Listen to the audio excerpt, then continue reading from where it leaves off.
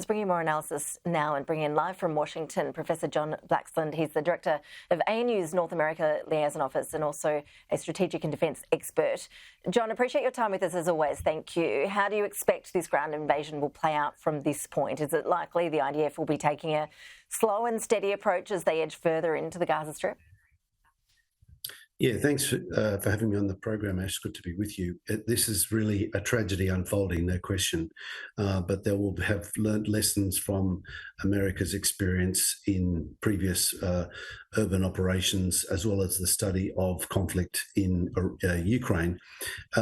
There's a real problem with the situation in Gaza in that this is much more complicated, much deeper, much more well-prepared positions that the Hamas troops have developed. So for the Israeli Defense Force to operate in this space, you're operating not just on the surface, you're looking up, you're looking at drones, you're looking at buildings, you're looking at surface, you're looking at subsurface, and then you're looking deep subsurface.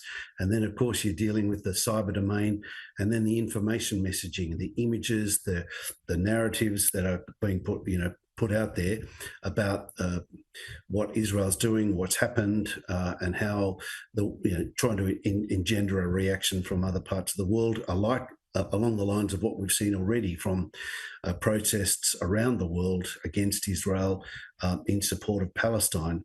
So this, to my mind, is very much what Hamas has wanted to happen. And of course, Netanyahu's in a bind, echoing the experience of his predecessor as Prime Minister 50 years ago, Golda Meir, who in the 1973 war was faced with a very difficult situation, but pushed back quite successfully, but had to go very, very hard. This is a very different situation now because it's not the Egyptian army that they're fighting directly.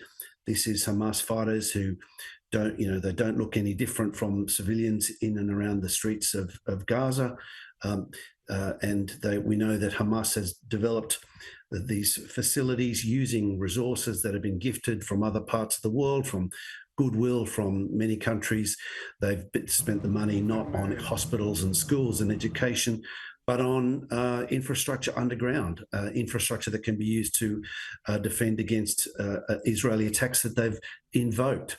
So there's a couple of aspects here, Ash, that are really interesting because there's a lot of talk about cutting of water and food and all that, but I suspect, and it's conjecture, but it's pretty educated conjecture, that there's a lot of resources that Hamas has stored underground.